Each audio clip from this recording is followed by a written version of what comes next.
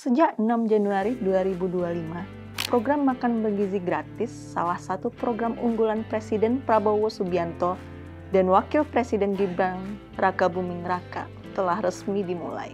Program ini tentunya menjadi komitmen pemerintah untuk menciptakan generasi emas Indonesia 2045 yang telah dijalankan sebelum 100 hari sejak pelantikan. Program Makan Bergizi Gratis ini tidak hanya diberikan bagi pelajar, namun juga menyasar ibu hamil dan menyusui. Tujuannya memastikan nutrisi yang cukup untuk mereka yang menjadi kunci pertumbuhan generasi berikutnya. Hasil riset UNICEF dan Kementerian Kesehatan menunjukkan bahwa masalah gizi anak Indonesia masih tergolong serius. Pada tahun 2023, prevalensi stunting berada di angka 21,5%, wasting di 8,5%, dan obesitas di 4,2%. Tren tersebut menunjukkan adanya penurunan dari tahun-tahun sebelumnya, di mana angka ini masih jauh dari target Sustainable Development Goals atau SDGs, yaitu menurunkan stunting menjadi 14% pada tahun 2024. Pendidikan menjadi salah satu aspek penting dalam memperoleh keuntungan demografis secara ekonomi, atau yang sering disebut sebagai bonus demografi. Bonus demografi merupakan satu konsep yang merujuk pada kondisi suatu negara yang memiliki proporsi penduduk usia produktif yang lebih besar dibandingkan penduduk usia non-produktif. Kondisi ini memberikan peluang besar bagi pertumbuhan ekonomi, karena meningkatnya jumlah angkatan kerja yang dapat berkontribusi terhadap pembangunan. Berdasarkan laporan proyeksi penduduk Indonesia 2015 hingga 2045, Kementerian PPN dan BPS memprediksi jumlah penduduk Indonesia akan mencapai 318,96 juta jiwa pada tahun 2045. Dari jumlah tersebut, penduduk usia produktifnya yang berusia antara 15 hingga 64 tahun diperkirakan mencapai 207,99 juta jiwa. Sedangkan penduduk usia tidak produktifnya diperkirakan mencapai 110,97 juta jiwa yang terdiri dari 44,99 juta penduduk usia tidak produktif di atas 65 tahun dan 65,98 juta penduduk usia belum produktif yang berusia 0 hingga 14 tahun. Dari data tersebut, angka ketergantungan atau dependensi rasio penduduk Indonesia pada 2045 diperkirakan sebesar 53,35%. Artinya, 100 penduduk usia produktif menanggung beban 54 penduduk usia tidak produktif. Namun demikian, terdapat 4 faktor utama yang harus diperkuat, seperti pendidikan, kesehatan, ekonomi, dan tata kelola pemerintahan yang baik.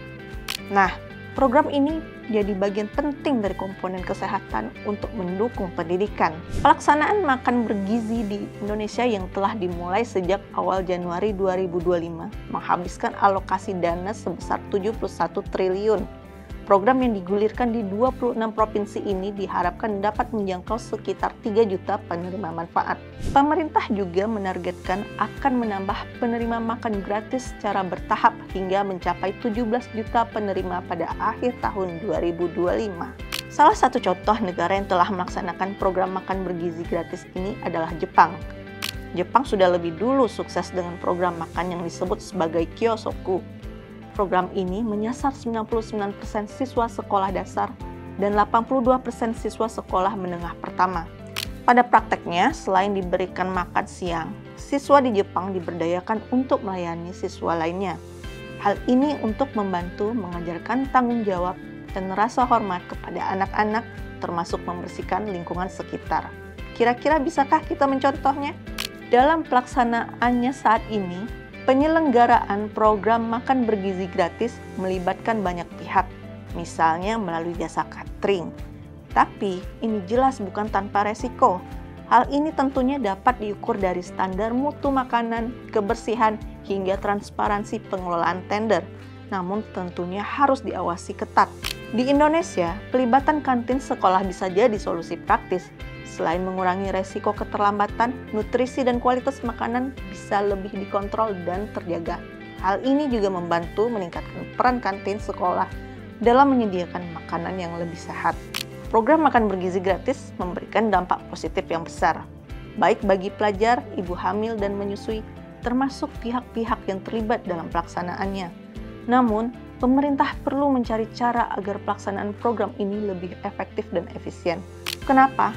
Karena kebutuhan nutrisi pelajar berbeda dengan kebutuhan ibu hamil dan menyusui.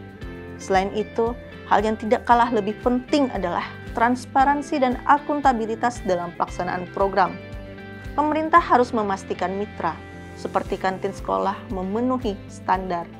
Program makan bergizi gratis punya potensi besar, tapi pelaksanaannya masih banyak kekurangan. Dari kritik masyarakat soal distribusi yang tidak rapi, makanan yang basi, hingga standar mutu yang dipertanyakan, semua ini menuntut perhatian serius. Pemerintah perlu mulai mengambil langkah strategis seperti transparansi dalam pengelolaan, komunikasi efektif pada masyarakat, termasuk mengevaluasi seluruh pihak yang terlibat demi program yang berkelanjutan. Dengan begitu, program ini bisa benar-benar memberikan manfaat optimal bagi penerima manfaat. Dengan komitmen untuk transparansi dan kualitas, program ini diharapkan menjadi fondasi untuk mencetak generasi emas Indonesia di tahun 2045. Bagaimana menurutmu? Kami tunggu ya komennya.